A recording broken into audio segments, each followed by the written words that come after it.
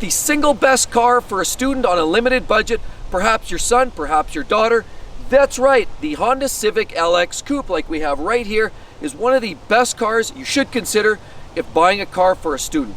Let's talk about it now. So Honda's actually been building Honda Civics since 1973. And through those different generations, they've always kept true to the style and its philosophy, and that is economical driving. Now the cars have gone through a variety of different engine sizes, power outputs, transmissions, but at the end of the day, they're generally economical. And what we have under the hood of this 2012 Honda Civic LX Coupe happens to be a 1.8 liter, 4-cylinder, single overhead camshaft engine that produces 140 horsepower and about 128 pound-feet of torque. Now this 4-cylinder engine happens to be coupled up to a 5-speed automatic transmission that is geared just perfectly to suit the output of this car. So the first thing we'll talk about is exterior styling. Now this is truly where the Honda Civic outdoes a lot of its rivals, like the Toyota Corolla, for example, is styling. This style actually has a very cab forward look. As you can see, a very raked look, not too unlike a Lamborghini Gallardo. Now I know that's a stretch, however, it really does give it a sporting appeal. As well, you've got that great little overhang wing at the very back, and you've got everything is raked. Everything has nice sharp angles and lines, which makes this car look a little sportier. Now a car for a student has to be not only functional, but it has to have some style to it as well, and the Honda Civic does not disappoint. And so on practicality, we open up to a massive trunk which can accommodate sporting goods, camping gear. This can also accommodate a lot of groceries or anything else you want to put in here. Okay, getting in the back is very simple. Hop, skip, and a jump, and you're in. Now from back here, there's a lot of room available. I'm, close to 6 feet, and honestly, there's no shortage of space from elbow room to knee space. You pull the seat back, and you've still got adequate space. So even as a coupe, there's lots of room. There's relatively adequate headroom, even though it's a coupe and there's a bit of a slope to the rear windshield space and the roof line. There's still adequate room for headroom here. I'm actually not rubbing my head. Now, as we look through the interior of the cabin, it's all very well made, it's crafted, it's very stylish. But because it's not the Acura, this is the entry-level Honda, what you have is a lot of base materials. I mean, you have lots of plastic, well textured nonetheless. There is a solid quality, a solidity in here that does feel good. It doesn't have the carbon fiber. You're not going to find leather in here or aluminum trim. You don't even have a sunroof here, but that is all for the name of the game. You want simple, basic transportation that is extremely reliable. This is a great place to start. And that's why this is one of the reasons this is the best car available for a young student. You don't have sunroof motors burning out. You don't have electric regulator motors burning out. You don't have switches to electric seats and some weird anomalies happening. This is the basics. But that being said, it's not totally stripped out. This car does have the basics that a lot of young drivers do like to have. After all, down here, we have an auxiliary input down here. We also have a DC charging station here for your device. And tucked away in here, you have a USB port, which is another way to interface your hardware with the car. So you have all the plugins that you pretty much need for the system here to make it interesting. Now you do have power windows and locks and mirrors, so it's not without options. I mean, it does have everything you need. Now as you sit in the seat here, the seats are very comfortable. They're actually well bolstered. Steering wheel's in a good position. You do have tilt and telescopic steering. It does as well have traction control and a digital display. Yes, it's actually a very, very attractive digital display layout in here in the dash. But as well, the point I'm trying to make is everything here is catered to the driver.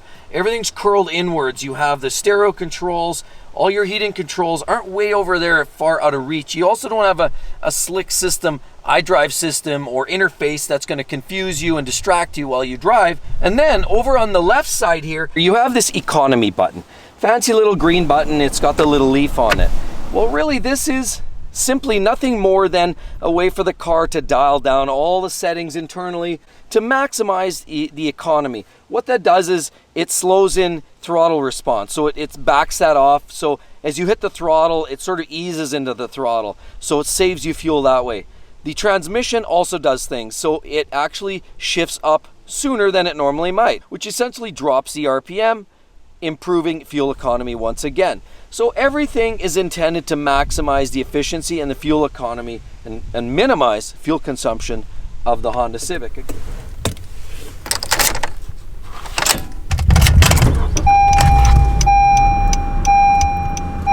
So as we set off on the road, we're cruising along. The car is a little bit, you can hear a little bit of the engine noise, of course. Especially with a 4-cylinder engine, you're always going to get a little bit more of that engine noise because the engines are typically working a little harder. You actually hear a wee bit of road noise, but generally very, very agreeable. Now, we step into it, and now it's got a little bit of pep. It's not a rocket, as I said before, but it actually does a great job of getting the car up to speed that you desire. Now, unfortunately, a lot of the critics have really criticized the Civic for being base, and that Honda hasn't really addressed the driving dynamic. So don't let the critics and what they say fool you. The car actually handles very well. The steering is very direct, so you don't have a feel of kind of loose or over-assisted steering. You have a scenario where as you turn in, the car does sort of follow as you're directing it to. It doesn't feel over-boosted, over-assisted, and actually does go in line. It feels very linear with the speed that you're driving. So it does drive very nice, it handles well, and it feels very sporting. And after all, what is a good car without having some level of enjoyment out of it? Otherwise, it's just driving a refrigerator down the road. And we don't want to do that. After all, life's way too short to drive boring cars. So driving along again, the car does transmit some of the noise, and I'm going over a bit of a rough stretch here right now, and you do hear a little bit of that noise, but it's not banging and knocking. You don't get too much of that bushing noise.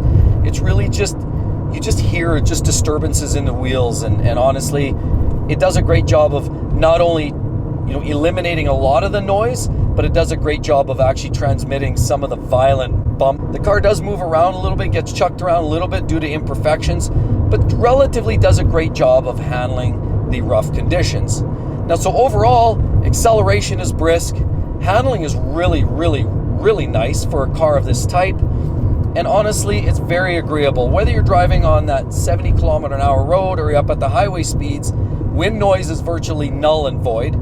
The doors close like a vault, and the car is extremely tight. And in this generation, Honda made a specific note of creating a body and panels that were even more rigid, thinner, and light-saving, but even more rigid than before. So this 2012 I'm driving is a pleasure to drive. It's very economical, handles well in the corners, and saves you a lot in the pocketbook. After all, this is a Honda, and you would expect top shelf reliability, and I would expect nothing less. These cars really are one of the best in terms of dependability and reliability on the market today. Hence, this is a great vehicle to give to your daughter, your son, or any student on a budget that just wants to get from A to B and doesn't want to worry about all the details. After all, does a student need a Range Rover? Does a student need a G-Wagon? Sure, they're great to have, but trust me, there's a cost to go with that. This is a perfect place to begin and end for a student on a budget. Now it's time for the quick quality experience on the Honda Civic, and I think you might be surprised.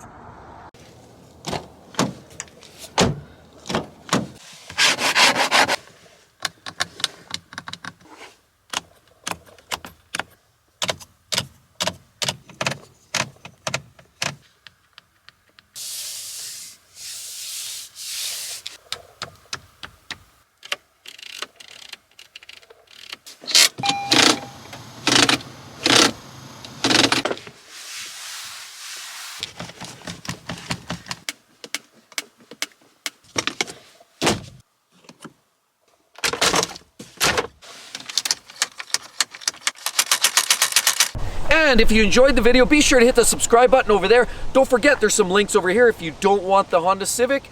Maybe you want to step it up. Hope to see you soon. Talk to you then. Bye-bye.